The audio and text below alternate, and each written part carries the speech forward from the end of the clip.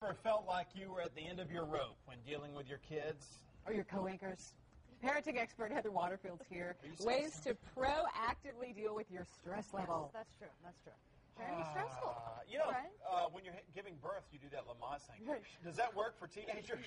It should, right? I wish, right? Yeah, absolutely. Yeah, we know that, being a parent is a stressful thing, and we know that also learning how to manage our stress is a great prevention tool of child abuse and neglect. So how do you keep your cool? How do you keep your cool? Well, we know that when we keep our cool, we're less likely to, the prevention of child abuse and neglect is there. Well, that's good. Children also watch how we manage our stress, too. So when we manage our stress, we can help then cut back on abuse and neglect. So how we do it is cut back on some of those less important obligations in our lives, right? So you don't feel so overwhelmed? Yeah, parents are notorious at overextending themselves. Meetings, games, practices. What can we cut back on so we can enjoy our families more and ourselves more as well? Okay. Keep close ties to your families and your friends and your neighbors, because those are the people that we turn to when we're in stress, when we're about to lose it. When to ask for help. Yeah, absolutely. And it's important to have those strong ties, because if you don't, where do you go? Who do you turn to as well? And then feed your soul with activities that you like to do. For example, I love to garden. I love to read books.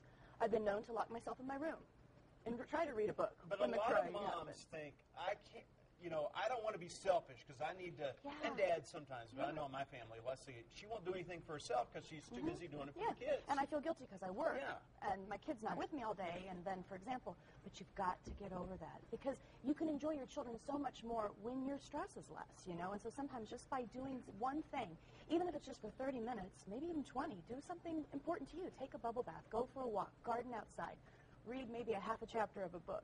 And that way, then you can enjoy your children so much more. And again, the likelihood of abuse and neglect is not there. What about when you're in that situation with a child, whether they're 6 or 16, where you feel yourself about to start yelling, about to lose control? Yes. What do you do? That is when you find those things that help you calm down. What do you need to do? Like you said, the Lamaze breathing. Take a deep breath.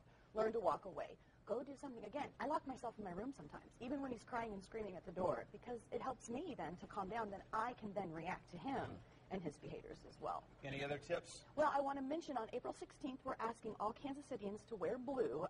It's in support of the visible commitment to prevent child abuse and neglect, and you can find out more information at preventchildabusekc.org. April is Preventing Child Abuse Month here in the state of Missouri. Yes. Right. And I think BACA was on last week, Bikers Against Child Abuse. They said 98 kids died last year in this state from child abuse, which is 98 too many. Absolutely.